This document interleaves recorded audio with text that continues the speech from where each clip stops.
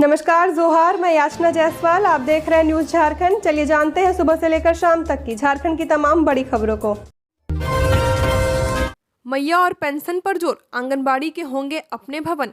हेमंत सरकार ने अपने बजट में महिलाओं को विशेष तरजीह देते हुए महिला बाल विकास और सामाजिक सुरक्षा विभाग को सर्वाधिक राशि दी है। इसके तहत अभी वंचित वर्गों के कल्याण तथा सामाजिक सुरक्षा पर जोर दिया गया है। मैया सम्मान योजना के लाभुकों को योजना से आच्छादित करने के लिए सबसे अधिक बजट राशि रखी गई है। वहीं आंगनबाड़ी केंद्रों को स्थायित्व देने की दिशा में भी कदम उठाते हुए अब उनके अपने भवन होंगे। कुल 7,700 केंद्रों में बच्चों के टेबल कुर्सी की मद में कुल 250.17 करोड़ का प्रावधान किया गया है। सावित्रीबाई फूले किशोरी समृद्धि योजना और मुख्यमंत्री कन्यादान योजना के लिए 310 करोड़ रुपए का बजटीय उपबंध किया गया है। वहीं कामकाजी गर्भवती महिलाओं को गर्भावस्था में समुचित आराम देखभाल के लिए आर्थिक मदद के लिए 60 करोड़ का प्रावधान किया गया है। रोड एक्सीडेंट में घायलों को फ्री इलाज इसी महीने से 1,50,000 तक खर्च सरकार उठाएगी। हरियाणा, पंजाब समेत 6 राज्यों में पायलट प्रोजेक्ट सफल। रोड एक्सीडेंट में घायलों को इसी महीने यानी मार्च 2025 से 1.5 लाख रुपए तक का फ्री इलाज मिलेगा। देश भर में इस व्यवस्था को लागू किया जाएगा। NHAI इसके लिए नोडल एजेंसी का काम करेगा। राष्ट्रीय राजमार्ग प्राधिकरण के अधिकारी के मुताबिक योजना के लिए मोटर वाहन अधिनियम 1988 की धारा 162 में पहले ही संशोधन हो चुका है। इस योजना को पूरी तरह से लागू करने से पहले बीते 5 महीनों में पुडुचेरी, असम, हरियाणा और पंजाब सहित 6 राज्यों में पायलट प्रोजेक्ट चलाया गया, जो सफल रहा। NHAI ऑफिसर ने बताया कि घायल को पुलिस या कोई आम नागरिक या संस्था जैसे ही हॉस्पिटल पहुंचाएगी, इसका इलाज तुरंत शुरू हो जाएगा। इसके लिए कोई फीस भी जमा नहीं करनी होगी। घायलों के साथ चाहे परिजन हो या नहीं, हॉस्पिटल उसकी देखरेख करेंगे। प्राइवेट और सरकारी दोनों ही हॉस्पिटल को कैशलेस इलाज देना होगा। डिप्लोमा कोर्स के लिए नामांकन प्रक्रिया शुरू, 5 मार्च से कर सकते हैं आवेदन। जानिए डिटेल्स। झारखंड संयुक्त प्रवेश प्रतियोगिता परीक्षा पार्षद ने शैक्षणिक सत्र 2025-26 में डिप्लोमा कोर्स के लिए नामांकन प्रक्रिया शुरू कर दी है। मैट्रिक स्तरीय डिप्लोमा कोर्स के लिए ऑनलाइन रजिस्ट्रेशन प्रक्रिया बुधवार 5 मार्च 2025 से शुरू हो रही है। आवेदन करने की अंतिम तिथि 30 अप्रैल 2025 है। इच्छुक और योग्य अभ्यर्थी झारखंड संयुक्त प्रवेश प्रतियोगिता परीक्षा पार्षद की आधिकारिक वेबसाइट पर जाकर ऑनलाइन आवेदन कर सकते हैं। इस पाठ्यक्रम में दाखिला लेने वाले अभ्यर्थियों के आवेदन की शुल्क अलग अलग रखी गई है। सामान्य OBC और EWS श्रेणी के अभ्यर्थियों को 650 रुपए देना होगा। वहीं SC, ST और सभी श्रेणी की महिलाओं के लिए 325 रुपए निर्धारित किया गया है। दिव्यांग अभ्यर्थियों के लिए कोई आवेदन शुल्क नहीं है। झारखंड आवासीय विद्यालय में शिक्षक बनने का मौका, इन विषयों के लिए होगी नियुक्ति।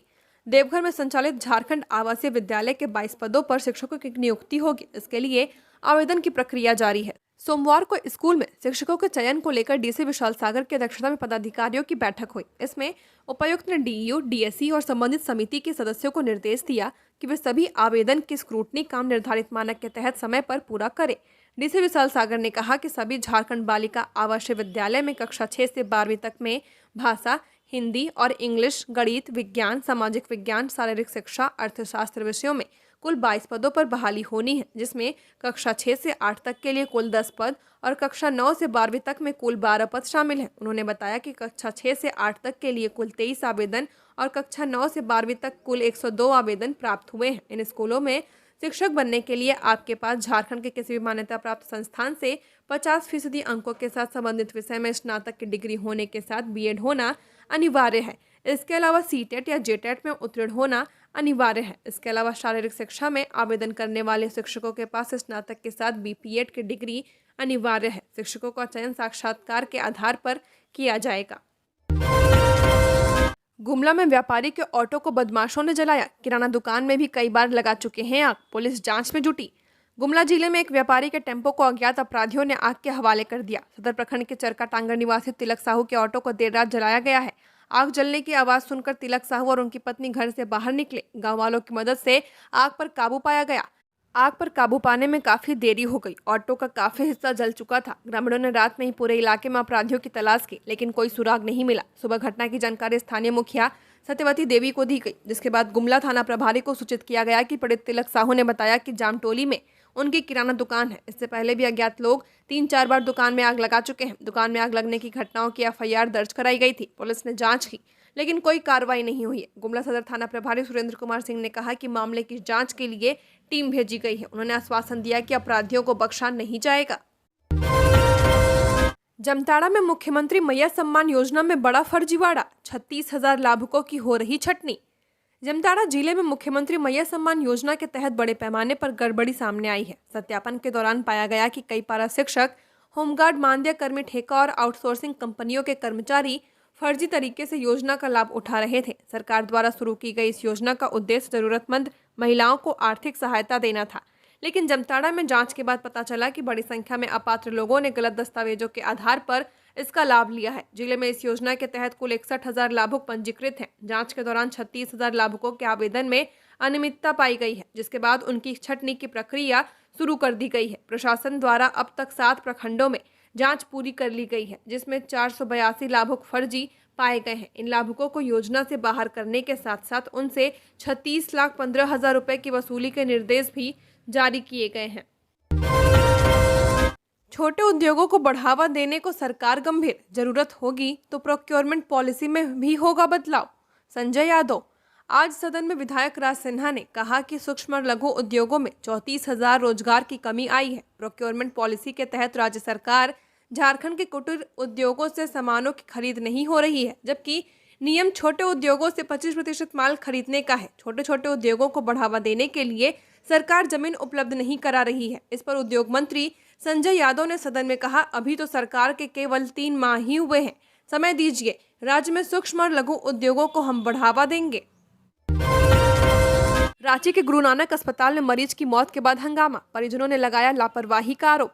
राजधानी रांची के स्टेशन रोड इलाके में स्थित गुरु नानक अस्पताल में एक मरीज की मौत हो गई। इस पर परिजनों ने डॉक्टरों पर लापरवाही का आरोप लगाया है। इसके बाद देर रात परिजनों ने अस्पताल में जमकर हंगामा किया, जिससे माहौल तनावपूर्ण हो गया। मिली जानकारी के अनुसार मृतक के परिजनों का कहना है कि मरीज को पथरी का इलाज कराने के लिए अस्पताल लाया गया था, लेकिन डॉक्टरों की लापरवाही के कारण उसकी जान चली गई है। फिलहाल दोनों पक्षों में इस मामले में चुटिया थाना में लिखित आवेदन किया है।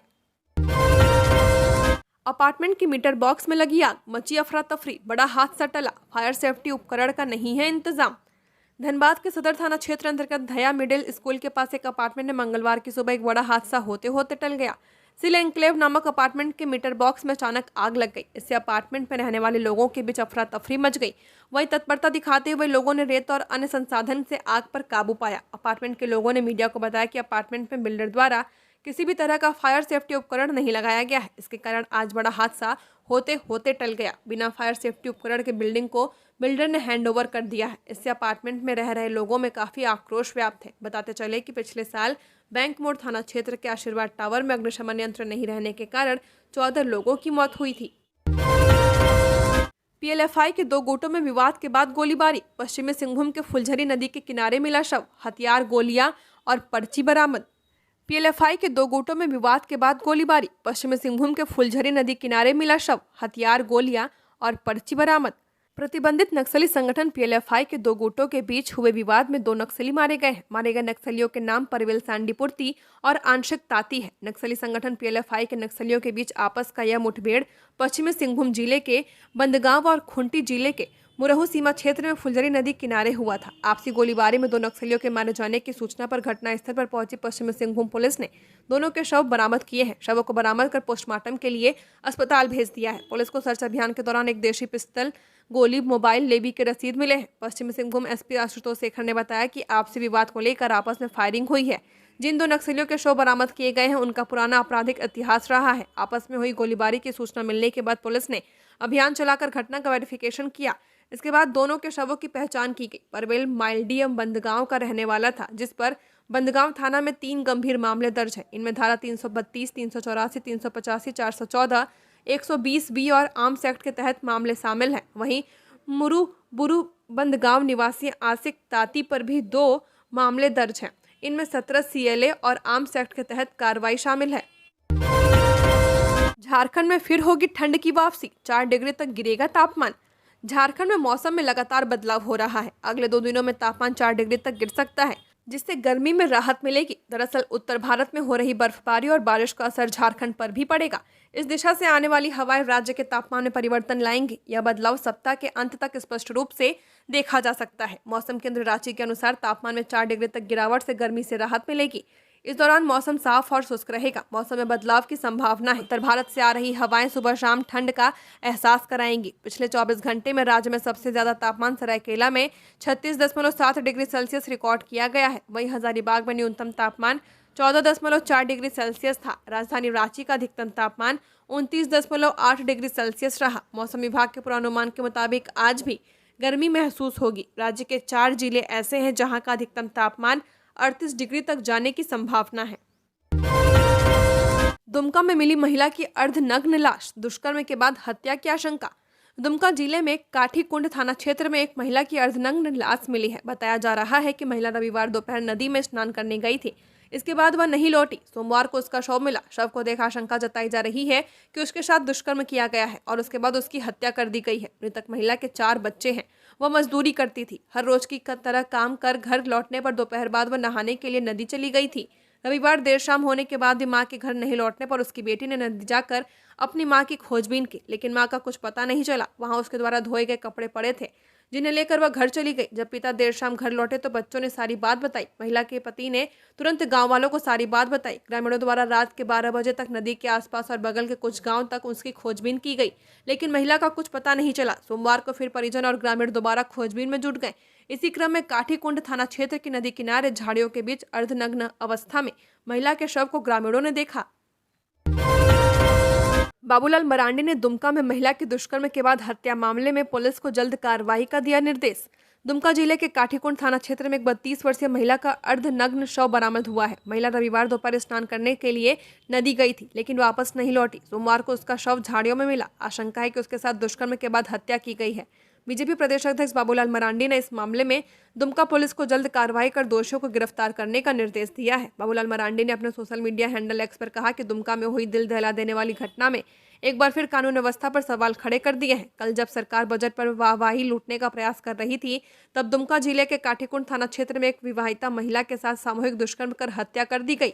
4 बच्चों के सिर से उसके मां का साया उठ गया है। आखिर कब तक महिलाओं को ऐसी बर्बरता का शिकार होना पड़ेगा?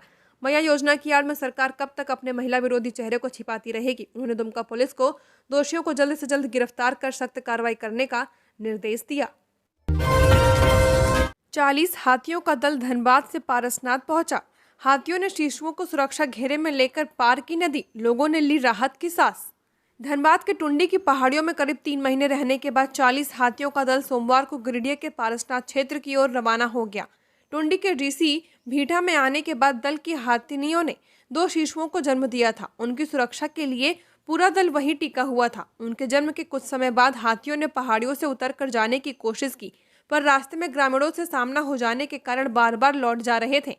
पिछले शनिवार को भी करीब 20 हाथी नौहाट डिग्री कॉलेज होते हुए सलैया जंगल तक पहुंचे थे, लेकिन फिर पहाड़ी पर लौट गए। वन विभाग के अधिकारियों के मुताबिक वे हाथी सुरक्षित रास्ते की तलाश में आए थे। वे बाकी हाथियों को लेकर रविवार की रात उसी रास्ते से सलैया जंगल धदकाटांड चरक होते हुए गुलियाडीह पहुंचे। वहां से बराकर नदी पार कर गिरिडीह सीमा में चले गए।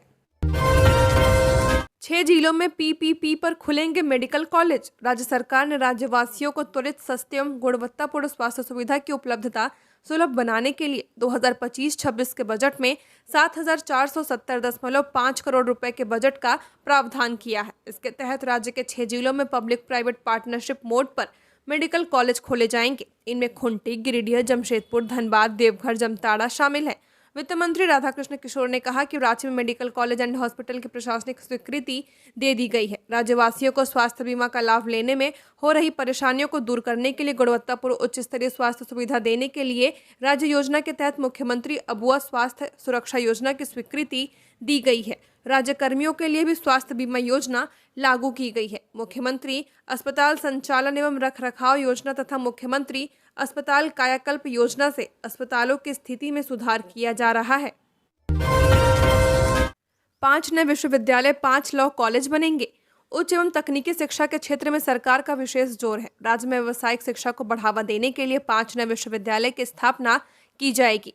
इनमें एक स्किल यूनिवर्सिटी और एक फिनटेक यूनिवर्सिटी शामिल है। वहीं जमशेदपुर, गुमला और साहिबगंज जिले में नए राजकीय विश्वविद्यालय की स्थापना की योजना तैयार की जा रही है। झारखंड में लीगल स्टडीज को बढ़ावा देने के लिए हजारीबाग, रांची, धनबाद, दुमका और पलामू में नए लॉ कॉलेज भी स्थापित किए जाएंगे, जबकि जमशेदपुर, पलामू, रांची, धनबाद, हजारीबाग और देवघर में school of business and mass communication की स्थापना की जाएगी। जमशेदपुर, धनबाद और दुमका में 3 नए तकनीकी विश्वविद्यालय की स्थापना का प्रस्ताव तैयार किया जा रहा है। तकनीकी शिक्षा में बोकारो व गोड्डा में नवनिर्मित राजकीय अभियंत्रण महाविद्यालय में शैक्षणिक सत्र 2025-26 से पठन पाठन कार्य प्रारंभ करने की कार्यवाही की जा रही है। एम पासपोर्ट ऐप का नया वर्जन 10 को होगा लॉन्च। ट्रेनिंग को लेकर झारखंड स्पेशल ब्रांच ने जारी किया आदेश। एम पासपोर्ट ऐप का नया वर्जन 10 मार्च को लॉन्च होने वाला है। इसको लेकर झारखंड पुलिस के अधिकारियों को ट्रेनिंग दी जाएगी। स्पेशल ब्रांच ने जिले के एसएसपी और एसपी को इस बाबत में आदेश जारी किया है। केंद्रीय गृह मंत्रालय पासपोर्ट सत्यापन के लिए एम पासपोर्ट ऐप का नया वर्जन 10 मार्च को लॉन्च करेगा। इस संदर्भ में जिला पासपोर्ट सत्यापन से संबंधित सभी अधिकारियों को वर्चुअल ट्रेनिंग प्रदान की जाएगी। पासपोर्ट सेवा प्रोजेक्ट की शुरुआत विदेश मंत्रालय ने 2010 में की थी। इस प्रोजेक्ट का उद्देश्य भारत में पासपोर्ट सेवाओं को बेहतर बनाना है। इस प्रोजेक्ट के तहत पासपोर्ट से जुड़ी कई सुविधाएं प्रदान की जाती हैं। पासपोर्ट से संबंधित सेवाएं देने के लिए एक सरल, पारदर्शी और कुशल प्रक्रिया बनाई गई है। आवेदक की जानकारी की पुष्टि के लिए राज्य पुलिस के साथ मिलकर काम किया जाता है। पासपोर्ट की डिलीवरी के लिए भारतीय डाक के साथ भी सहयोग किया जाता है। 7 फसलों की एमएसपी बढ़ाई जाएगी। खाद्य, सार्वजनिक वितरण एवं उपभोक्ता मामले विभाग को 2863.49 करोड़ आवंटित किया गया है। बजट में कहा गया है कि राज्य के किसानों के कृषि उत्पादों को न्यूनतम समर्थन मूल्य का उचित दर मिले, इसके लिए सरकार कटिबद्ध है। राज्य सरकार ने बजट के माध्यम से किसानों को राहत पहुंचाने की कोशिश की है। गठबंधन सरकार की घोषणा के अनुरूप किसानों को धान के साथ साथ लाह, तसर, करंज, इमली, महुआ, चिरौंजी आदि के समर्थन मूल्य में वृद्धि की जाएगी। झारखंड में नाबालिग बच्चियां हो रही दुष्कर्म की शिकार, यौन अपराध भी बढ़ रहे हैं। झारखंड में बच्चियों के साथ दुष्कर्म और यौन अपराधों की घटनाएं लगातार बढ़ रही हैं। हाल के महीने में राज्य के अलग अलग जिलों से कई मामले सामने आ चुके हैं। सबसे चिंताजनक बात यह है कि इनमें से अधिकांश घटनाओं में आरोपियों का बच्चियों से जान पहचान होना पाया गया है। झारखंड पुलिस की हालिया रिपोर्ट के अनुसार 2023 से 24 के बीच राज्य में कुल 3177 रेप की घटनाएं दर्ज की गई हैं। इसमें साल 2024 में 1552 घटनाएं शामिल हैं, जबकि 2023 में 1625 घटनाएं रिपोर्ट की गई थी। 2007 में महिला और बाल विकास मंत्रालय ने बाल शोध अध्ययन रिपोर्ट जारी की थी, जिसमें बच्चों को यौन शोषण से बचाने के लिए एक सख्त कानून की आवश्यकता की सिफारिश की गई थी, जिसके परिणाम स्वरूप 2012 में यौन अपराधों से बच्चों के संरक्षण अधिनियम बनाया गया था। यह अधिनियम बच्चों के खिलाफ दुष्कर्म और यौन अपराधों से जुड़े मामलों को शीघ्रता से निपटाने के उद्देश्य से बनाया गया था। इसके तहत दर्ज किए गए मामलों में आरोपियों की तत्काल गिरफ्तारी के लिए स्पष्ट नियम है। इसके अलावा मामलों को तेजी से निपटाने के लिए फास्ट ट्रैक स्पेशल कोर्ट भी स्थापित की गई है, ताकि पीड़ितों को जल्द से जल्द न्याय मिल सके। जे.एन. टाटा की जयंती पर रोशनी से जगमगाया जमशेदपुर। जमशेदपुर टाटा समूह के संस्थापक जे.एन. टाटा की 186वीं जयंती के अवसर पर पूरे शहर में आकर्षक विद्युत सज्जा की गई है। जुबली पार्क के अलावा शहर के प्रमुख चौक चौराहों को रंग बिरंगी लाइटों से सजाया गया है। साथ ही इस अवसर पर लेजर शो का भी आयोजन किया गया है, जिसे देखने के लिए शहरवासियों की भीड़ उमड़ रही है। लाइटिंग का आनंद शहरवासी 3 मार्च से 5 मार्च 2025 तक उठा सकेंगे। जुबली पार्क में शाम 5 बजे से रात 10 बजे तक शहरवासी पैदल लाइटिंग का आनंद ले सकेंगे। वहीं रात 10 बजे से रात के 11 बजे तक पार्क में वाहन से घूमकर लाइटिंग का आनंद ले सकेंगे। वहीं भीड़ को देखते हुए जुबली पार्क सहित सभी प्रमुख पार्कों में प्रशासन की ओर से सुरक्षा के कड़े इंतजाम किए गए हैं। आपको बता दें कि इस वर्ष संस्थापक दिवस पर जमशेदपुर के 5 प्रमुख पार्कों और 26 चौक चौराहों को आकर्षक लाइटों से सजाया गया है। जमशेदपुर के 20 से अधिक प्रतिष्ठित स्थलों, प्रमुख इमारतों और दर्जनों गोल चक्करों के पास विद्युत सज्जा की गई है। शाम होते ही पूरा शहर रंग बिरंगी रोशनी से जगमगा हो जाता है। झारखंड की सड़कें होंगी 4 लेन, पहली बार बनेंगे 6 लेन के मॉडर्न रोड, ट्रैफिक जाम से मिलेगी मुक्ति।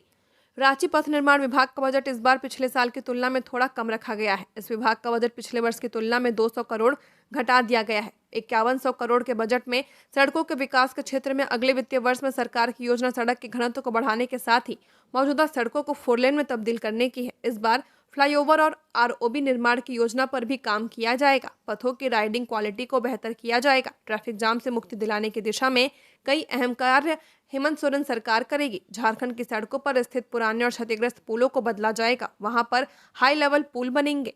इस बार भी ग्रीन फील्ड यानी नई सड़कों का निर्माण कराया जाएगा, जो बिल्कुल नई अलाइनमेंट की सड़कें होंगी। राजधानी रांची में बन रहे इनर रिंग रोड के सभी चरणों को पूरा करने की दिशा में काम किया जाएगा। प्रमुख शहरों के लिए बाईपास निर्माण पर भी विभाग काम करेगा। पहली बार 6 लेन की आधुनिक सड़कों का निर्माण कराया जाएगा। विभाग का फोकस ट्रैफिक जाम से निजात दिलाने के साथ ही लोगों को बेहतर आवागमन सुविधा उपलब्ध कराना है। लिव इन में रहने वाले 101 जोड़े की हुई शादी। कई कपल ने बच्चे को गोद में लेकर किया विवाह। गुमला जिले के तेलगांव में नवयुवक संघ तेलगांव की ओर से आयोजित सामूहिक विवाह कार्यक्रम में ढुंकू विवाह के तहत रहने वाले 101 जोड़ों का विवाह संपन्न कराया गया है। इस विवाह में कई ऐसे जोड़े शामिल हुए जो कई सालों से लिव इन रिलेशनशिप में रह रहे थे और उनके बच्चे भी हो गए हैं। कई जोड़ियों ने बच्चे को गोद में लेकर विवाह किया है। विवाह कार्यक्रम में जोड़ों की शादी हिंदू व सरना धर्म विधि से संपन्न कराई गई। ढोल मांदर की थाप पर थिरकते युवक युवतियों का समूह और विवाह के सहभागी बनने उमड़े जनसैलाब का हुजूम के बीच चौथे साल भी सामूहिक विवाह का यह कार्यक्रम संपन्न हुआ। संत जेवियर्स कॉलेज में 7 मार्च को आयोजित होगा स्टूडेंट्स फिल्म फेस्टिवल। जानिए क्यों है ये छात्रों के लिए खास। रांची के संत जेवियर्स कॉलेज में आगामी 7 मार्च को स्टूडेंट्स फिल्म फेस्टिवल साइनोसियोर का आयोजन किया जा रहा है। यह film festival mass communication department द्वारा आयोजित किया जा रहा है, जिसमें संत जेवियर्स कॉलेज के साथ साथ अन्य कॉलेजों के छात्र भी अपनी प्रतिभा दिखाएंगे। इस फेस्टिवल के दौरान विभिन्न कॉलेजों के छात्र अपनी बनाई डॉक्यूमेंट्री और शॉर्ट फिल्म प्रदर्शित करेंगे। इस अवसर पर नेशनल अवार्ड विजेता फिल्मकार मेघनाथ, बीजू टोप्पो और श्री प्रकाश भी मौजूद रहेंगे। कार्यक्रम की शुरुआत सुबह 10 बजे से होगी। स्वास्थ्य मंत्री इरफान अंसारी को कोर्ट में हाजिर होने के आदेश। झारखंड के स्वास्थ्य मंत्री इरफान अंसारी के खिलाफ दर्ज आपत्तिजनक टिप्पणी मामले में एमपी-एमएलए कोर्ट ने उनकी उपस्थिति के लिए अगली तारीख 11 मार्च निर्धारित की है। सोमवार को उन्हें अदालत में पेश होना था, लेकिन वे उपस्थित नहीं हुए। यह मामला योग शिक्षिका राफिया नाज द्वारा दर्ज कराई गई शिकायत से जुड़ा हुआ है। नाज ने आरोप लगाया कि इरफान अंसारी ने एक समाचार चैनल पर उनके पहनावे को लेकर आपत्तिजनक टिप्पणी की थी, जिससे उनकी छवि धूमिल हुई है और धार्मिक भावनाओं को ठेस पहुंची। इसी आधार पर कोर्ट ने मंत्री के खिलाफ मानहानि और शांति भंग से संबंधित धाराओं में समन जारी किया है। रांची समेत 8 जिलों में विधि व्यवस्था को लेकर गृह विभाग ने जारी किया फंड। रांची सहित 8 जिलों में विधि व्यवस्था बनाए रखने के लिए गृह कार्य एवं आपदा विभाग ने फंड जारी किया है। रांची, हजारीबाग, गोड्डा, लातेहार, लोहरदगा, पलामू, लोहरदगा और चाईबासा जिले के लिए 2.98 करोड़ की राशि आवंटित की गई है। यह राशि विभिन्न जिलों में सेमिनार, समारोह और कार्यशाला के माध्यम से विधि व्यवस्था संधारण से संबंधित कार्यों में उपयोग की जाएगी। डीके एंटरप्राइजेस के व्यवसायी से 41,50,000 की ठगी। पुलिस मुंबई में करेगी आरोपियों की गिरफ्तारी। रांची के अपर बाजार स्थित नॉर्थ मार्केट बूचड़ गली में डीके एंटरप्राइजेस नामक प्रतिष्ठान चलाने वाले कपूर व्यवसायी दिनेश कुमार से 41,50,000 रुपए का ठगी का मामला सामने आया है। इस मामले में ठगी करने वाले सरस्वती कपूर कंपनी के अधिकारियों की गिरफ्तारी के लिए कोतवाली पुलिस मुंबई जाएगी। गिरफ्तार किए जाने वाले आरोपियों में कंपनी के अध्यक्ष सह प्रबंध निर्देशक धर्मिल अनिल बोदानी, कार्यकारी निर्देशक श्यामल अनिल बोदानी, सीईओ पराग किशोर सतोस्कर, उप सीईओ रुपेश अंचन और सुनील सुरेश कुर्ले शामिल हैं। व्यवसायी दिनेश कुमार, जो कोकर चौक निवासी हैं, ने 26 नवंबर 2024 को कोतवाली थाना में प्राथमिकी दर्ज कराई थी। उनका आरोप है कि सरस्वती कपूर कंपनी के 5 पदाधिकारियों ने न केवल ठगी की, बल्कि बिना किसी पूर्व सूचना के उनकी डिस्ट्रीब्यूटरशिप भी रद्द कर दी थी। किसी को मियां, तिया या पाकिस्तानी कहना अपराध नहीं, सुप्रीम कोर्ट ने कहा। इससे धार्मिक भावनाएं आहत नहीं होती। सुप्रीम कोर्ट ने आज एक अहम टिप्पणी करते हुए कहा है कि किसी को मियां, तिया या पाकिस्तानी कहना भले ही गलत हो, लेकिन धार्मिक भावनाओं को ठेस पहुंचाने जैसा अपराध नहीं है। जस्टिस बीवी नागरत्ना और सतीश चंद्र शर्मा की पीठ ने एक सरकारी कर्मचारी को पाकिस्तानी कहने के आरोपी व्यक्ति के खिलाफ मामला बंद करते हुए यह टिप्पणी की है। यह शिकायत झारखंड के एक उर्दू अनुवादक और एक कार्यवाहक क्लर्क ने दर्ज कराई थी। शिकायतकर्ता के अनुसार जब वह सूचना के अधिकार आवेदन के बारे में जानकारी देने के लिए आरोपी से मिलने गया तो आरोपी ने उसके धर्म का हवाला देकर उसके साथ दुर्व्यवहार किया। उन्होंने यह भी कहा कि उनके आधिकारिक कर्तव्यों के निर्वहन को रोकने के लिए आपराधिक बल का इस्तेमाल किया गया। इसके चलते उसे व्यक्ति के खिलाफ भारतीय दंड संहिता की धारा 298, 504 और 353 निर्वहन से रोकने के लिए हमला या आपराधिक बल का प्रयोग के तहत अपराध के लिए प्राथमिकी दर्ज की गई है। झारखंड हाईकोर्ट के आदेश को खारिज करते हुए शीर्ष न्यायालय ने कहा, अपीलकर्ता पर मियां, तिया और पाकिस्तानी कहकर सूचनाकर्ता की धार्मिक भावनाओं को ठेस पहुंचाने का आरोप है। निसंदेह दिए गए बयान सही नहीं है। हालांकि यह सूचनाकर्ता की धार्मिक भावनाओं को ठेस पहुंचाने के बराबर नहीं है। विधायक फंड हजारों करोड़ का हिसाब नहीं मिला, सभी डीडीसी को लंबित डीसी बिल जमा करने का आदेश। विधायक फंड के हजारों करोड़ का हिसाब सालों से नहीं मिल रहा है। विकास कार्य के लिए दी गई राशि कहां खर्च की गई है, इसका अब तक पूरा डीसी बिल सरकार को समर्पित नहीं किया गया है। सारी स्थिति पर महालेखाकार की आपत्ति के बाद मुख्य सचिव अलका तिवारी ने ग्रामीण विकास विभाग को निर्देश दिया है और अविलंब लंबित डीसी बिल जमा करने को कहा है। सीएम के निर्देश के बाद ग्रामीण विकास विभाग ने एमएलए फंड व मुख्यमंत्री विकास योजना फंड से दी गई राशि का लंबित डीसी बिल जमा करने के लिए सभी जिलों के उप विकास आयुक्तों को पत्र लिखा है। 24 जिलों के डीसी को कहा गया है कि बार बार स्मारित करने व महालेखाकार व वित्त विभाग के दिशा निर्देश के बावजूद अब तक राशि का हिसाब नहीं दिया गया है। विभाग ने सभी जिलों का ब्यौरा भी तैयार किया है। गिरिडीह जिला में 84.69 करोड़, धनबाद में 83.51 करोड़, हजारीबाग जिला में 89 करोड़ 23 करोड़, पलामू में 68.71 करोड़, दुमका में 64.18 करोड़ व रांची सहित सभी जिलों में कमोबेश इतनी ही राशि का डीसी बिल लंबित है। विभाग ने स्पष्ट निर्देश दिया है कि सभी जिला लंबित डीसी विपत्रों को यथाशीघ्र महालेखाकार को समर्पित करते हुए विभाग को पूरी जानकारी उपलब्ध कराएं। झारखंड की और खबरों के लिए बने रहिए हमारे साथ। हमारे चैनल न्यूज़ झारखंड पर चैनल को सब्सक्राइब करें, साथ बेल आइकन को प्रेस करें। नमस्कार।